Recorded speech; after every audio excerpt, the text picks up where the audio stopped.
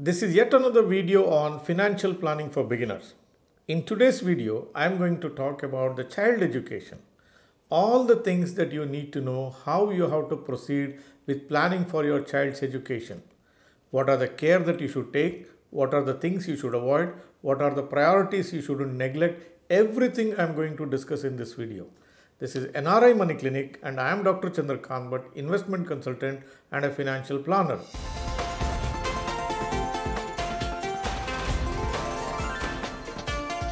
NRI Money Clinic. No hype, just the right advice. Of all the things that we do in the financial planning space, planning for a child's education is the most difficult thing to plan for. Why do I say this? This is for the reason that when you're planning for child's education, many of the things are unknown. When we start for a child education, the only thing that we know is you have a child and the child has to go to college at 17 years of age. Everything from now till your child goes to college is an unknown. We do not know how your child is going to fare in schools. What is its level of intelligence? What is the interest that it may have? Where it is going to study? Which universities it will go? How much it might cost? How could your career be spanning from now onwards for the next 17 years? So there are many things which are unknown in this. Of all the things, planning for a child's education is the most difficult one to plan for. Sometime back, I had produced financial planning series for different age groups. I'm not sure whether you have seen these videos or not.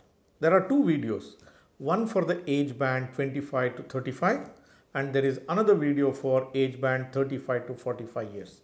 In both these videos, I have discussed about child education plan and the rest of the things that you should be doing at this particular age. I suggest you watch these videos too. Now that there is a child in the family, it is darling of everyone. You are emotionally connected to this child. You want to give the best things to this child. You dream of educating this child in one of the excellent universities in some part of the world. You start drawing up plans in your mind. All that I say at this stage is you need to do first things first. You need to prioritize properly. Two things come to my mind. One is your retirement planning. Second is child education. Which one should you do first? I would suggest the first thing that you have to do is retirement planning. Once you make a beginning towards that, then only you take up child education plan. Why do I say this? If you start your retirement planning early, now you will be having 20, 25, 30 years of time to build your retirement corpus. If you fail to do so, then by the time you retire, you may not have sufficient enough funds to fund you during your retirement days. And that can become a cardinal mistake. You have no second innings to play around that particular age. So you should do first retirement planning, then you should take up child's education planning. Now you may ask me a question, in this bargain, if I don't have enough funds for my child education, then what? Yes, you have a valid question. But child education planning has multiple alternatives. For example, the child can take a student loan. If your child is brilliant enough, it may get scholarships. And let's say none of these things are working. The child can take up an assignment or a job immediately after its graduation. It need not complete all its studies in one go. It may take up a job, it may take a break and then pursue higher studies. All distinct possibilities exist. There are provisions in many of the companies to allow the employees to pursue higher education as well. So there are multiple possibilities exist around child education plan, whereas when it comes to your retirement planning, it is you who have to work on it. Always prioritize this over child's education. Many parents are under the impression that if they have sufficient enough money, they can send their children to best of the schools and universities and the child will be very successful in life. This is not so true. Times have changed. Just because you have money, you can't send your children to best of schools and universities. The children should have interest in that.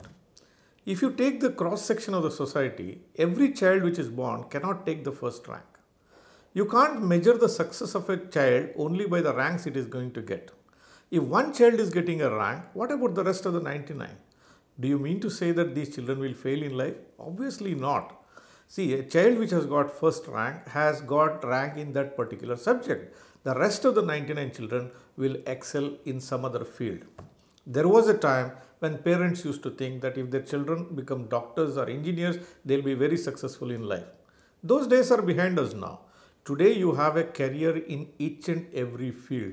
You can't even imagine. There are successful people in every field. You take art, you take dance, you take music, you take chefs, you take fashion designers, vloggers, YouTube influencers, social media personalities, RJs.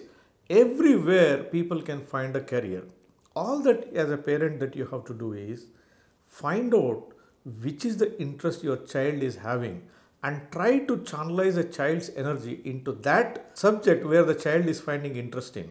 Today's concepts of education is inculcate that behavior in your child to be the best in whatever the interest that it has got.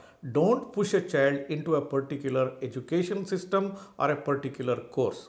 Today, to succeed in life, it's just not sufficient that you get good grades in schools and colleges. In fact, to succeed in life, what is required is more than the degrees. Today, the employers are looking for skills in people, not the degrees what they are holding. What is the skill set your child is developing? The skill set could be the soft skills, its ability to communicate in a beautiful way. It could be the ability to mingle in a team. It could be the ability to build a team. It could be the ability to lead a team. There are multiple soft skills which are required. Apart from this, it also becomes a parent's responsibility to inculcate the ethical values and a moral framework in the mind of the child. If this is not given to the child, irrespective of its rank, interest, success in life, just because a child doesn't have a moral framework, it can fail miserably in life. To give the moral framework, it becomes only the parent's responsibility. It may or may not get it from anywhere else. Now let us look at the money part of planning for child's education. When a child is born, most parents are very young. They are working in the early part of their career. They are working with small salaries. There are multiple things for them to do, like retirement planning. They have to buy their insurance, and several things could be there in this. Amidst all this, they do need to plan for child's education. The best method to follow in this particular case is don't get stuck with you have to save so much of a money for child's education or your end result that you should have so much of a money by the time your child goes to college. A simple method that you can follow is start saving some amount. Don't put a figure around that. Whatever you can afford around that particular age, you start saving for the child and you can build on as time passes by. If you are lucky enough, if you have the spare cash, start as early as possible. If you start when the child has come to your family, that means you have 17 years of time. If you delay on this, what happens is you lose this precious number of years and you may need more amount of money when your child goes to college. As years pass by, more and more things will start becoming clear to you. You will grow up in your career. Your child starts going to school. You will realize how intelligent your child is. You will start realizing what are its interests, which courses it might go. All these things will slowly start taking shape in your mind. Now you have to decide where is that you are going to educate this child. It depends on child's abilities. It depends on your affordability. You may educate your children in India itself, or you may educate your child in the country where you are residing at the moment. If you have a clarity around where this child is going to go and study, then planning becomes more easier. Now just do a research around the place where you are staying or where you are planning to send your child, how much it might cost for the child to be educated over there.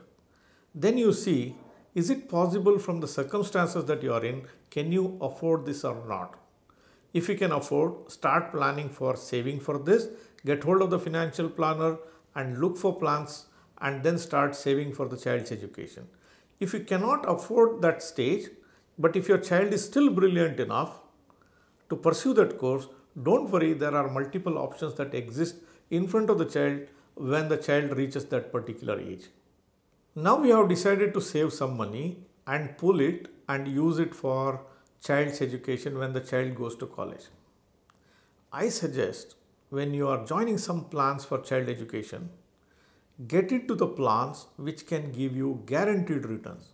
When I say guaranteed returns, when you join the plan, you should know how much money you are going to get at what age.